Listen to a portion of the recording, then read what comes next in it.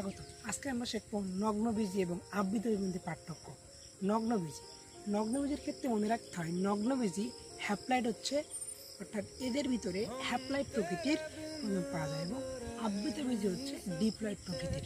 এবং নগ্নবীজির ক্ষেত্রে পৃথিবীর সবথেকে বড় নগ্নবীজি উদ্ভিদের নাম জানো কি?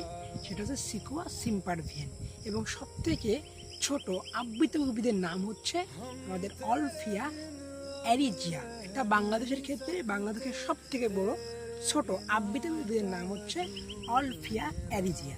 তাহলে যদি নগ্নবীজি আবৃতবীজির পার্থক্য আমরা করি তাহলে কী হবে? নগ্নবীজির ক্ষেত্রে আমরা জানি যে নগ্নবীজির ক্ষেত্রে এদের দিনিশেক হয় না, বাট আবৃতবীজির ক্ষেত্রে দিনিশেক সম্পন্ন হয়। বাট ব্যতিক্রম কি ছিল? নগ্নবীজির ভিতরে দিনিশেক হয়, তার নাম হচ্ছে এফিড্রা। এবং নগ্নবীজির ক্ষেত্রে এদের গর্ভাশয় থাকে না, বাট আবৃতবীজির ক্ষেত্রে গর্ভাশয় পাওয়া যায়। আর নগ্নবীজির ক্ষেত্রে জানি এদের কোনো জাইলেমে, ভেসেল এবং ফ্লোয়েমে সঙ্গীকোষ থাকে না, বাট আবৃতবীজির ক্ষেত্রে জাইলেমে, ভেসেল, ফ্লোয়েমে সঙ্গীকোষ পাওয়া যায়। এছাড়া আমরা জানি যে নগ্নবীজি উদ্ভিদের মধ্যে সাইকাস একটা উদ্ভিদ। নগ্নবীজি উদ্ভিদটা হচ্ছে স্প্রোফাইটিক, বাট এইটা অন্য স্প্রোফাইটিক বা গ্যামেটোফাইটিক হয়ে থাকে। এছাড়া নগ্নবীজি উদ্ভিদের মধ্যে আমরা এদের ফুল ফল হয়, কিন্তু আসলে আবৃতবীজিদের ফুল ফল হয় না। এবং নগ্নবীজি উদ্ভিদের বায়ু পরাগায়ী, কিন্তু আবৃতবীজি হচ্ছে বায়ু পানি পরাগায়ী। দেখা হবে সামনের ভিডিও। আসসালামু আলাইকুম। হবে না।